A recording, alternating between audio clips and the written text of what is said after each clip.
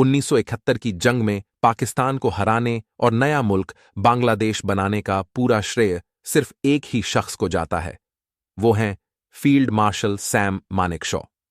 ये भारतीय सेना के इस लीडर की ही ताकत थी जिसने जंग खत्म होने के बाद पाकिस्तान के 90,000 सैनिकों को बंदी बना लिया था। उनकी शरारतों और मजाक के कई किस्से आज भी बेहद मशहूर हैं। वो भारत के एक ऐसे आर्मी चीफ थे जो उस समय की तत्कालीन पीएम इंदिरा गांधी की बात काटने से भी नहीं डरते थे। इतना ही नहीं, वो इंदिरा गांधी को स्वीटी तक कह डालते थे। हेलो दोस्तों, स्वागत है आपका इंटरनेशनल बायोग्राफी में। आज हम आप चैनल में नए हो तो सब्सक्राइब जरूर करें। चलिए शुरू करते हैं आज का यह वीडियो। सैम मानेकशॉ का पाकिस्तानी राष्ट्रपति से भी जुड़ा एक किस्सा काफी मशहूर है। दरअसल मानेकशॉ और पाकिस्तान के तत्कालीन राष्ट्रपति याहिया खान एक साथ फौज में थे और दोस्त हुआ करते थे। उस समय मानेकशॉ के पास एक यूएस मेड मोटरसाइकिल हुआ करती थी। देश का बंटवारा हुआ तो याहिया खान पाकिस्तान फौज में चले गए। वहीं मानेकशॉ भारत में रहे, लेकिन याहिया खान ने जाते जाते मानेकशॉ से ये अमेरिकी मोटरसाइकिल 1,000 रुपए में खरीद ली, लेकिन पैसे नहीं चुकाए। समय बीतता गया। मानेकशॉ भारत के आर्मी चीफ बने तो पाकिस्तान में याहिया खान ने सरकार का तख्ता पलटकर राष्ट्रपति बन गए।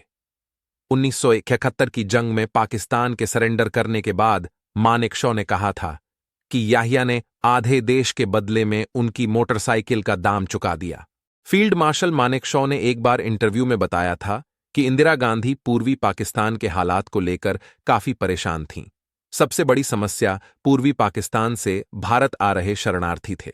मानेकशॉ ने बताया कि 27 अप्रैल को इंदिरा ने आपात बैठक बुलाई और लोगों को अपनी परेशान बताई। इस मीटिंग में मानेकशॉ भी बैठे थे। इंदिरा ने पूर्वी पाकिस्तान में इंडियन आर्मी को दखल देने की बात कही तो मानेकशॉ ने तुरंत इसका विरोध कर दिया। उन्होंने साफ कहा कि इसके लिए उनकी आर्मी तैयार नहीं है। जंग हुई तो देश को बहुत नुकसान होगा। हमें तैयारी का मौका दें, जब जंग करनी होगी वह बता देंगे। मानेकशॉ के ऐसे तीखे तेवर देखकर इंदिरा गांधी चुप हो गईं। मानेकशॉ और इंदिरा गांधी से जुड़े कई दिलचस्प किस्से कई किताबों में शामिल किए गए हैं। उन्हीं में से एक किस्सा स्वीटी भी है। एक तरफ जब इंदिरा गांधी के सामने लोग कुछ भी कहने से डरते थे, आर्मी चीफ मानेकशॉ उन्हें स्वीटी कहकर बुलाते थे। 1971 में जंग के लिए जब एक बार फिर इंदिरा ने अपने आर्मी चीफ से पूछा तो मानेकशॉ ने कहा कि मैं हमेशा तैयार हूं स्वीटी। इंदिरा गांधी जानती थीं कि मानेकशॉ जैसे लीडर की दम पर ही वो पूर्वी पाकिस्तान में जंग जीत सकती हैं, इसलिए वो उनके सारे नखरे सहती थीं। इंदिरा गांधी अपनी लीडरशिप, पॉलिटिक्स और ब्यूरोक्रेसी के कंट्रोल को लेकर हमेशा सतर्क रहती थीं। एक बार अफवाह फैली कि मानेकशॉ आर्मी की मदद से सरकार का तख्ता पलट करने की फिराक में है। इससे इंदिरा काफी डर गई थीं।